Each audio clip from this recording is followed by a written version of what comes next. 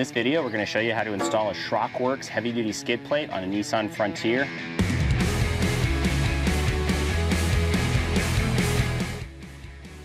The stock skid plate's probably maybe a third the size of this one, and I actually ripped it out while we were out in Joshua Tree doing just a little bit of off-roading to get the bikes into a good riding area. So hoping this one will protect me a little bit better. I'm going to also post a review later on, see how this thing holds up. Shrockworks actually makes an entire underbody protection kit. It adds a lot of weight and it's actually pretty expensive. I think it's about $1,000 for the entire kit. I'd love to do it, but honestly, it's only a two-wheel drive truck and I really just don't do that much off-roading. It's mostly to get myself, the bike, the Hobie, out to areas where we want to do something. So let's dive in and see how this goes on. Should be pretty straightforward. I think the only thing that's not a direct bolt on, there's a couple of these holes you actually have to drill into the frame of the truck. But I'll post the instructions that come with this skid plate. So for this job, you'll need a drill with a 3/8 inch drill bit. You'll use that to drill out the holes in the cross members. You'll need a socket wrench with 13 and 14 sockets to tighten up all the bolts. You'll need a 14 crescent wrench. You'll need 2 needle nose pliers to hold the nuts in the A-arms up front. And you'll need paint to paint the skid plate.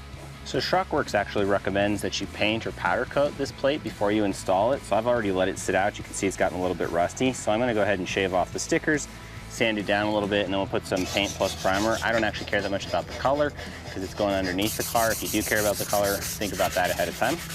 In this case, I'm using the Rust-Oleum. It's just a metallic silver. It's going to look something like this, but that'll protect it from the rust a little bit. You need to lift the car up somehow.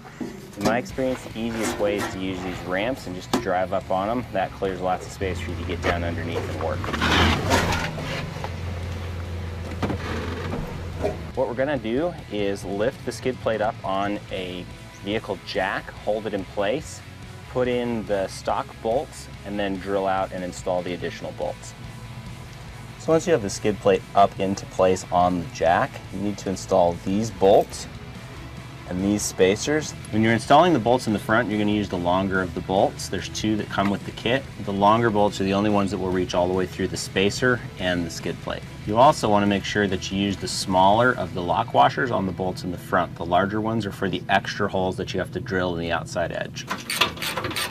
Once you have the front of the skid plate mounted up, don't tighten it all the way down, and you want to move to the back and install the 2 bolts that hold the back end. You may have to wiggle the plate around a little bit in order to get everything lined up quite right, but these ones in the back are quite easy because you can see up through the holes in the skid plate. Once all the 4 original bolts are in place, those are the bolts that go in the stock bolt holes, you can go ahead and tighten those down, and then we'll move on to drilling the extra holes. To drill these holes, you use a 3/8 inch drill bit and use the existing holes in the skid plate as a guide. The next step is to mount the fat, smaller screws into those holes. I was able to use a couple of needle nose pliers to actually feed the bolt down from the top. There's very little clearance around the edge of the control arm for that holds the wheel in place, and it's almost impossible to get the nut and the washer and all that stuff in on top there and actually work with it. It's not ideal because now I've got the bolt sticking down, but I'm willing to live with that at this point.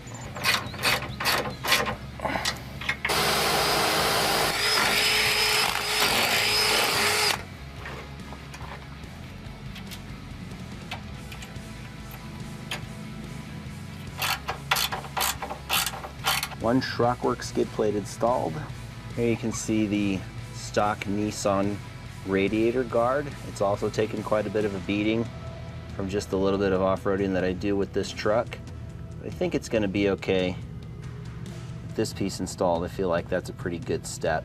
Thanks for watching, guys. If these videos provide value to you, we'd appreciate a like and subscribe. We'll be back next time with more how-tos. Hope to see you then.